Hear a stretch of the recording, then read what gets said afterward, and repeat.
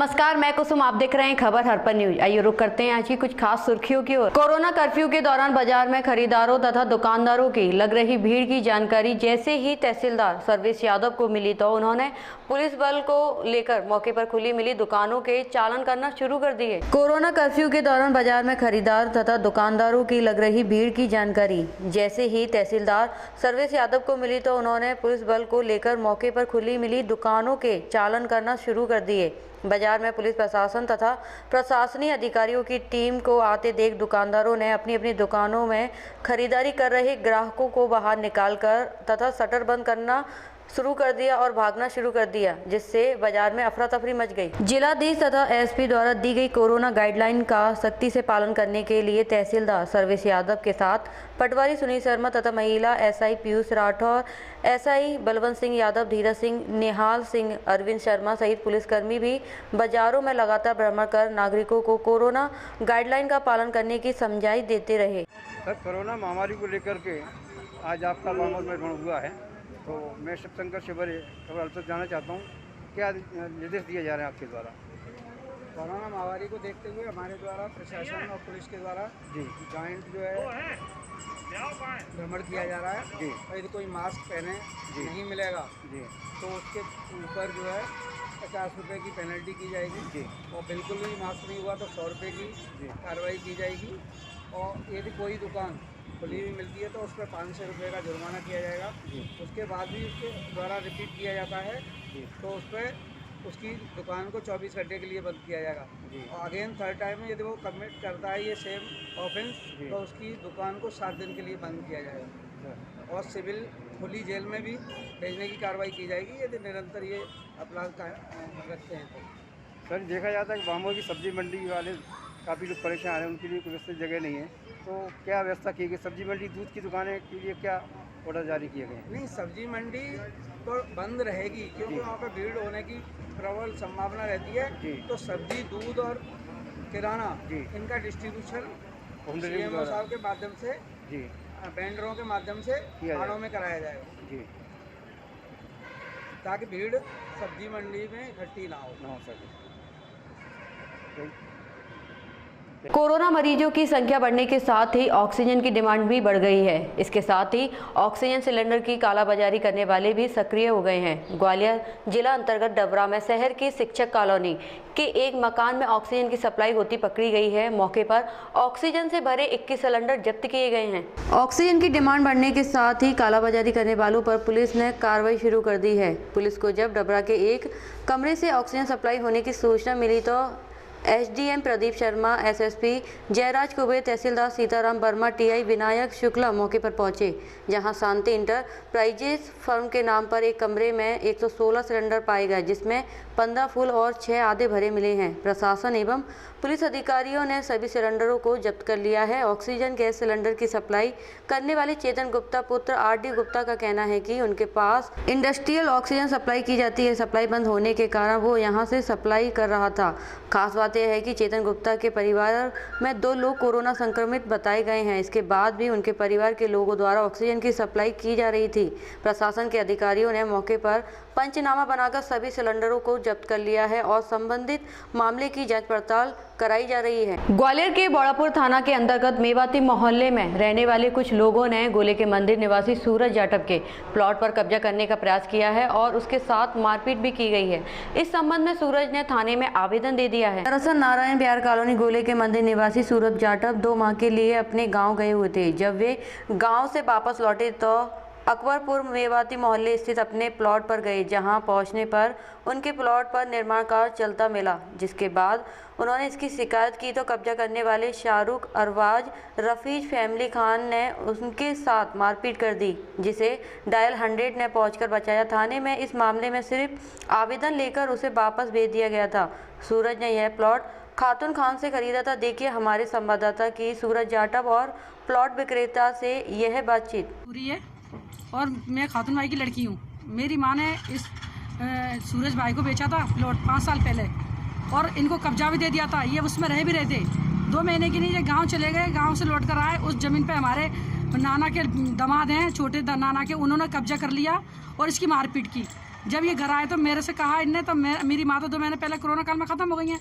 अब मैंने इसका साथ में आई थाने में, तो दरोगा साहब और टीआई साहब दोनों कहने लगे नहीं उनके कागज हैं, ये वो बदतमीजी करके नहीं भगा दिए इसको, इसकी कोई सुनवाई नहीं हुई है। हकीकत ये है कि मेरी माँ ने ही बेचा है सर। मेवाती मोहल्ले में मेरी प्लॉट है, एक जगह है, उस पर गया तो कुछ मुसलमानों और दबंगों लोगों ने मेरी प्लॉट पे कब्जा कर लिया। उनका नाम है सर शाहरुख खान, अन्नू खान, सैफली खान, अरबाज खान और सर एक दो और हैं, रफ़ीक खान। सर जी वहाँ पे गया तो मैंने उनको रोका कि मेरी जगह पे क्यों बना रहे हैं। सब उन्होंने ना सुनी, मुझे मारपीट करने लगे। मारपीट करने तक मैं वहाँ से भाजा, तो भजते भजते मैं 100 नंबर कॉल किया मैंने।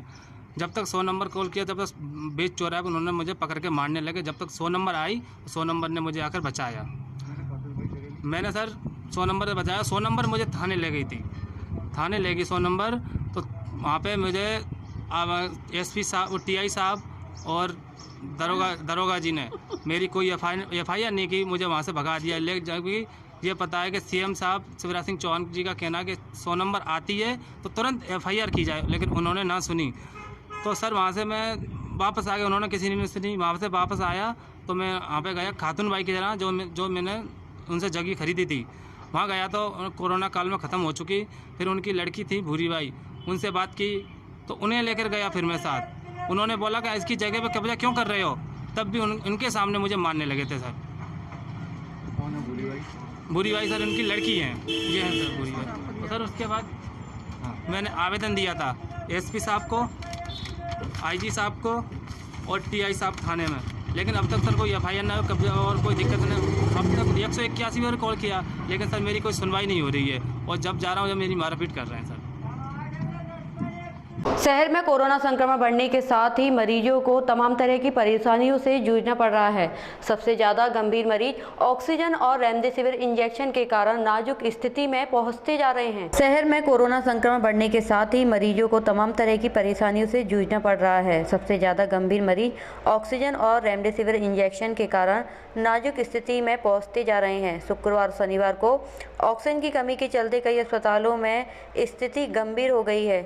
तब जिला प्रशासन ने पुलिस की मदद से ऐसे लोगों से ऑक्सीजन के सिलेंडर जब्त किए हैं जो उसका व्यावसायिक उपयोग कर रहे थे या उपयोग के लिए रखे हुए थे। पुलिस ने बड़ापुर थाना क्षेत्र के ट्रांसपोर्ट नगर में विभिन्न स्थानों से वेल्डिंग और पत्थर कटिंग सहित अन्य कार्यों के लिए रखे हुए 20 सिलेंडर जब्त करके निजी अस्पताल में भिजवाए हैं, जहां मरीजों की स्थिति गंभीर बनी हुई है। अफसरों का कहना है कि मरीजों की जान बचाने के लिए जहां से भी संभव हो पा रही है वह मदद पहुंचाई जा रही है।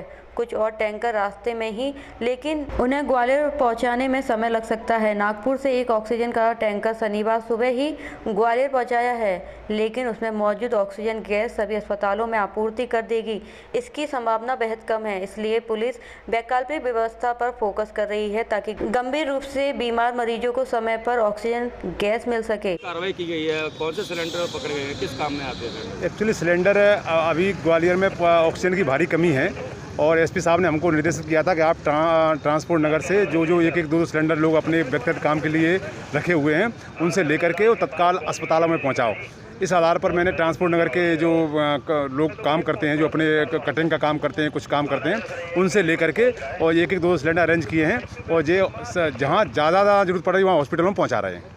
ये काम लोटस पहुंचाया है, इस परिवार में पहुंचाया है मैंने, और जहाँ पॉइंट मिलते जा रहे हैं अधिकारियों को वहाँ पहुंचाते रहे। लगभग कितने सिलेंडर अभी हम करीब 20 सिलेंडर पहुंचा चुके हैं और अभी और भी अरेंज करेंगे। कोरोना संक्रमण को लेकर अब विपक्ष के सत्तारूढ़ भाजपा सरकार पर निशाना साधा है।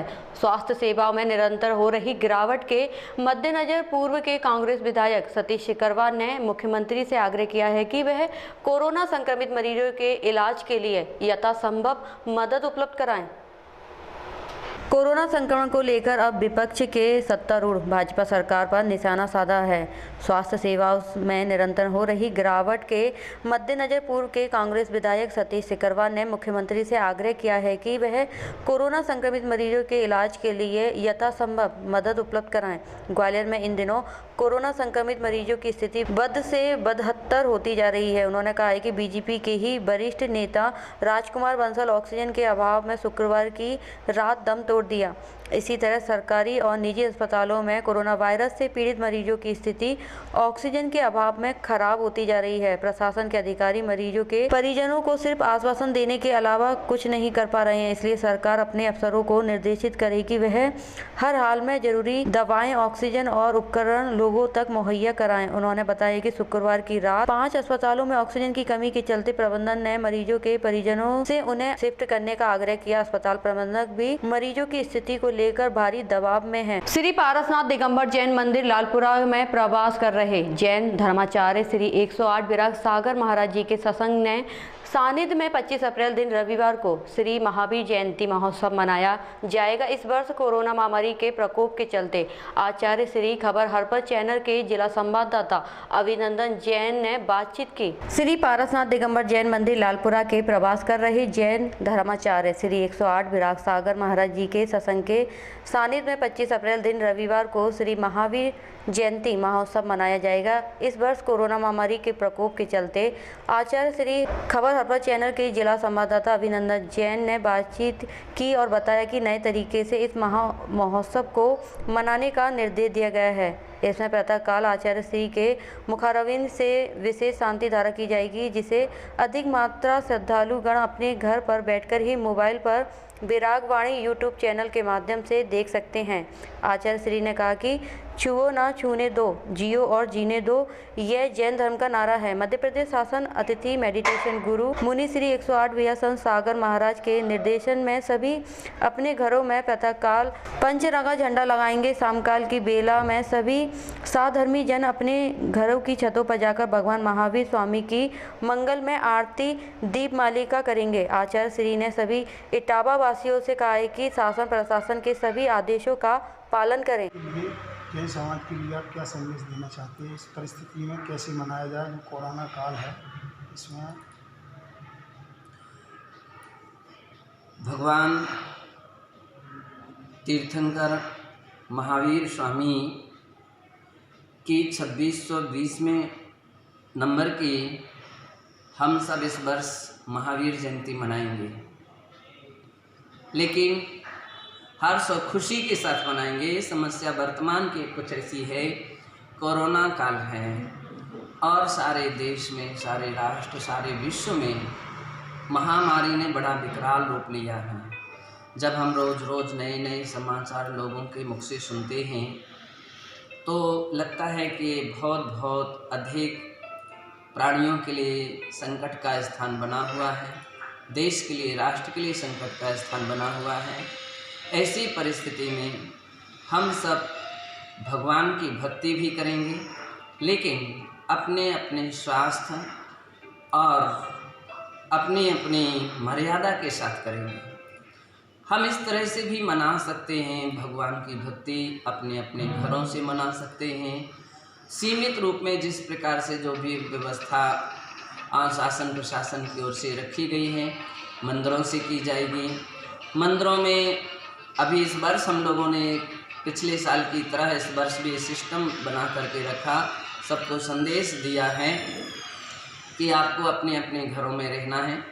प्रातः काल की बेला में हम लोग मंदिर में होंगे और मंदिर में सीमित लोग 5, 7, 10 जो भी लोग रहेंगे वे भगवान का अभिषेक करेंगे और वहाँ से ऑनलाइन कौन सा चैनल, विरागवाणी लाइव यूट्यूब चैनल से वो अभिषेक प्रसारित किया जाएगा। सभी लोग अपने अपने घरों में मोबाइल खोल करके वहाँ से भी हम भगवान महावीर स्वामी की अभिषेक देखेंगे और वहीं पर भगवान महावीर स्वामी की विशेष रूप से यहाँ मंदिर में पूजा की जाएगी और आप लोग अपने अपने घरों से भी भगवान की पूजा में शामिल हो सकते हैं। इस रूप में भी अपन महावीर जयंती मना सकते हैं, भक्ति करेंगे अच्छे अपने अपने घरों में। तो आप लोग बहुत नृत्य कीजिए, भजन कीजिए, पूजन कीजिए, जाप कीजिए।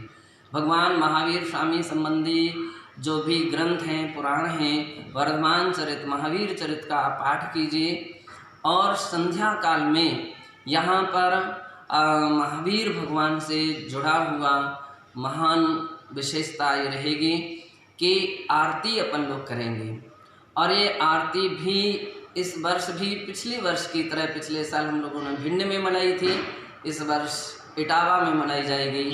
और उसका सिस्टम ये रहेगा, अपनी अपनी छतों पर घर घर से व्यक्ति दीपक लेकर के मंदिर की ओर मुख कर लेंगे। जहाँ मंदिर दिख रहे हैं बहुत अच्छी बात है, और जहाँ मंदिर की शिखर दिख रही अच्छी बात है, और शिखर नहीं दिख रही है, आप तो परोक्ष ऐसा ही सोच लीजिए मैं मंदिर के अंदर में ही हूँ, लेकिन अपनी छत से आप दीपक लेकर के सारा परिवार के लोग जो हैं डिस्टेंस के साथ मास्क लगा करके और उनकी आरती कीजिए। तो मुझे लगता है हमारे सच्चे मायने में महावीर जयंती होगी। उस दिन प्रवचन भी प्रसारित किया जाएगा और सीमित लोगों में ही होगा, विशेष करके साधु संघ के बीच में होगा। और आप लोगों को अपने मोबाइल में ही वो प्रवचन जो प्रतिदिन 9 से 10 बजे तक हमारी क्लास चलती है, उसी क्लास में वो प्रवचन दिया जाएगा। आप लोग उसको ज़रूर सुने और देखें। और हम सब इस बात के लिए बिल्कुल जोर दें कि पिछले साल हमने एक नारा तैयार किया था कि ना छुओ ना छूने दो, जियो और जीने दो। इस नारे को हम घर घर तक पहुंचाएं और इस रूप में महावीर भगवान के सिद्धांत को हम पालन करते हुए महावीर जयंती मनाएंगे और उत्साह के साथ मनाएंगे, बड़ी खुशी के साथ मनाएंगे। भगवान से प्रार्थना करेंगे, हे प्रभु, हे भगवान, जगत में व्याप्त यह संकट जगत के प्राणियों का दूर हो, हर व्यक्ति स्वस्थ हो, हर व्यक्ति निर्भय हो जाए, सबका भय। क्योंकि आज के समय में जो सुनने में आ रहा है कि जितने लोग रोग आदि से या पॉजिटिव पाए जा रहे हैं और बिल्कुल कोई गुंजाइश नहीं दिखी, मृत्यु दर बढ़ रही है। अधिक लोगों की कुछ ऐसी भी उदाहरण हैं कि जो केवल सुन करके घबरा रहे हैं। केवल बाहर के न्यूज़ पेपर और इस प्रकार के इलेक्ट्रॉनिक मीडिया के द्वारा जो शमशान घाट दिखाए जा रहे हैं, उनको देख करके भी लोग घबरा रहे हैं। तो मैं तो ये भी कहूँगा कि ऐसे दृश्य देखना भी आवश्यक है, दिखाना, लेकिन शॉर्ट में दिखाएं ताकि जनता उन बातों से भयभीत ना हो। और हम उनके इस दृष्टि में स्वास्थ्यवर्धक क्या क्या तरीके हो सकते हैं, जैसे कि हम लोग बतलाते हैं कि हर व्यक्ति के लिए मास्क लगा करके बात करना चाहिए। ये भी बात है 24 घंटे कोई मास्क नहीं लगा सकता है, लेकिन जब बात करते हैं आपस में आस-पास में बैठते हैं तो मास्क लगा करके बैठें। हम हर बार हाथ धोएं। हाथ धोने का तरीका, सैनिटाइज के अलग अलग तरीके हैं। हमने जैन समाज के लिए, विशेष करके साधुओं के लिए, त्यागी वृत्तियों के लिए फिटकरी से हाथ धोने का तरीका बतलाया। आप हाथ फिटकरी से धोइए। हर श्रावक, हर ग्रस्त गर्म पानी पिए। इस बात के लिए विशेष ध्यान रखिए। गर्म पानी पीने से आपके लिए इस प्रकार के रोग सहसा अटैक नहीं कर सकते हैं। ठंडा पानी बिल्कुल बंद कर दीजिए। फ्रिज का पानी, बर्फ़ खाना, आइसक्रीम वगैरह बिल्कुल बंद कर देना चाहिए। कोल्ड ड्रिंक वगैरह हैं, इन सब के लिए बिल्कुल बंद कर देना चाहिए। हमको इस सबसे बचने का ये सबसे बड़ा सुंदर तरीका है। हम इस प्रकार के तरीके को अपनाएं और अपने स्वास्थ्य की रक्षा करें, अपने परिवार, अपने देश, अपने राष्ट्र की रक्षा करें। यही इस अवसर पर मेरा महावीर जयंती की पुनीत बेला पर संपूर्ण जगत के लिए शुभ संदेश। लाहौर सिविल अस्पताल से भिंड जिला अस्पताल से ग्वालियर रेफर किए जा रहे मरीजों की उचित देखरेख न होने के कारण तथा मरीजों को ऑक्सीजन की उचित व्यवस्था न होने के कारण सरकार तथा प्रबंधक को आड़े हाथ लिया गया। लाहौर सिविल अस्पताल से भिंड जिला अस्पताल से ग्वालियर रेफर किए जा रहे मरीजों की उचित देखरेख न होने के कारण तथा मरीजों को ऑक्सीजन की उचित व्यवस्था न होने के कारण सरकार तथा प्रबंधक को आड़े हाथों लिया गया। यह बताना मुनासिब होगा क्षेत्रीय विधायक द्वारा रात्रि और दिन में जब भी जनता जनार्दन को उनकी आवश्यकता महसूस होती है और वह उनके दरवाजे पर जाता है तो उसे तत्काल मदद उपलब्ध कराई जाती है। इसी क्रम में लाहौर विधानसभा क्षेत्र के एक मरीज की कोरोना से तबीयत बहुत ज़्यादा बिगड़ गई थी, जिसे जिला अस्पताल ने ग्वालियर रेफर कर दिया था। उन्होंने रात्रि में मरीज की मदद के लिए ग्वालियर कलेक्टर को रात्रि 11 बजे 22 बार फोन लगाकर मदद मांगने की गुहार की, मगर सत्ता के नशे में चूर ग्वालियर कलेक्टर ने आने वाले फोनों को अनदेखा कर दिया। इसी डॉक्टर गोविंद सिंह द्वारा द्वारा प्रदेश की जनता को समय पर स्वास्थ्य सुविधाएं उपलब्ध न कराने का आरोप शिवराज सिंह और उनके नौकरशाही अफसरों को फटकार लगाई। उन्होंने कहा है कि प्रदेश में स्वास्थ्य व्यवस्थाओं को शिवराज सिंह की गलत नीतियों ने चौपट कर दिया है। इसके साथ साथ प्रदेश में ऑक्सीजन की किल्लत को देखते हुए डॉक्टर गोविंद सिंह ने कहा है कि केंद्र सरकार ने लाखों टन ऑक्सीजन को देश में से पैसा कमाने की नीयत से विदेशों में बेचा है और जब देश की जनता को ऑक्सीजन की ज़रूरत है तो हाथ खड़े कर तमाशाबीन कर यह सरकार मदद करने का झूठा नाटक कर रही है। इसके साथ साथ गोविंद सिंह ने ऑक्सीजन की हो रही कालाबाजारी पर भी तीखी प्रक्रिया की है। उन्होंने कहा, सच्चे जनसेवक वही हैं जो जनता की समस्याओं को समय रहते दूर कर सके, वरना ऐसे जनप्रतिनिधियों को सत्ता पर बैठने का कोई अधिकार नहीं है। ग्वालियर कलेक्टर को लेकर एक सधी हुई भाषा में पत्र लिखा हुआ है जिसमें आपने ग्वालियर कलेक्टर की खामियों को उजागर किया, साथ ही प्रदेश सरकार पर सवाल खड़े किए। क्या पूरा मामला था? सवाल इस बात का है, मैंने किसी की खामी उजागर नहीं की जी। आज पूरा कोविड महामारी की वजह से पूरा प्रदेश और देश में हाहाकार मचा हुआ है। कल मेरे साथी और इलेक्टेड प्रतिनिधियों की ऑक्सीजन की आवश्यकता थी, उनकी जीवन रक्षा के लिए कलेक्टर से हमें बात करनी थी, इंजेक्शन के लिए दवाइयों की। लेकिन सुबह 11 बजे से लेकर रात को 9 बजे तक लगातार मैंने 22 बार फ़ोन किया। इसके अलावा उनके कार्यालय का और जो लैंडलाइन है उसका भी फ़ोन लगाया और उनके जो फ़ोन अटेंडर था उसको सूचित किया कि कलेक्टर से ज़रूरी बात कराइए। इसके अलावा महिला बाल विकास अधिकारी है, उससे भी बात की। उसमें हमें इंजेक्शन की ज़रूरत थी हमारे एक साथी के लिए जो सुरेंद्र त्यागी अम्बा वाले, उनके लिए जो ओम हॉस्पिटल में ठाटीपुर में एडमिट है, और हमारे क्षेत्र का पूर्व जनपद अध्यक्ष रमाशंकर सिंह कौरव, उसके लिए भी कुछ परेशानियां थी, उसके बारे में जिक्र करना था। परंतु कलेक्टर आज की इतनी नौकरशाही, इतना बदमिजाज हो गई है कि एक निर्वाचित जनप्रतिनिधि लगातार 22 बार फ़ोन कर रहा है और फ़ोन अटेंड नहीं कर रहे। इसलिए मैंने उनको आगे के लिए सलाह भी दी है और मुख्यमंत्री शिवराज सिंह जी से भी अनुरोध किया है, कम से कम इस संकट के समय में, परेशानी के समय में, अकेले जनप्रतिनिधि, आम जनता जो परेशान है, दुखी है, पीड़ित है, जिसका कोई नहीं है, उसकी सुनवाई के लिए फ़ोन उठाएं, जो हो सकता है मदद करें और जितनी क्षमता है उतनी मदद करने का प्रयास करें। तो बात करना दोबारा तो मदद क्या करेंगे ऐसे लोग। इसलिए मैंने उनको भविष्य में के लिए आगामी जीवन अब शुरुआत है, उनकी IAS है, IAS का मिजाज छोड़ें, कम से कम जनता के सेवक हैं, उस हिसाब से जनता के सेवक बनकर लोगों के जन कल्याण का काम करें और उनकी रक्षा सुरक्षा करते हुए अब जो दायित्व जनता ने उनको दिया, ईश्वर ने दिया, उसका वे सदुपयोग करें। जी सर, जैसे कि एक जनप्रतिनिधि, एक विधानसभा क्षेत्र के प्रतिनिधित्व करने वाले पूर्व मंत्री के फ़ोन रिसीव नहीं हो रहा है, आपको लगता है कि ऐसे में जो नौकरशाह हैं या जो अधिकारी इस पूरी व्यवस्था में लगे हुए हैं, वो जनता के बात सुन पा रहे होंगे, अब जनता की मदद कर रहे होंगे? इसी प्रकार का समूचे प्रदेश से आ रहा है। प्रदेश में नौकरशाही निरंकुश हो चुकी है। शिवराज सिंह जी का नौकरशाहों पर कोई नियंत्रण नहीं है।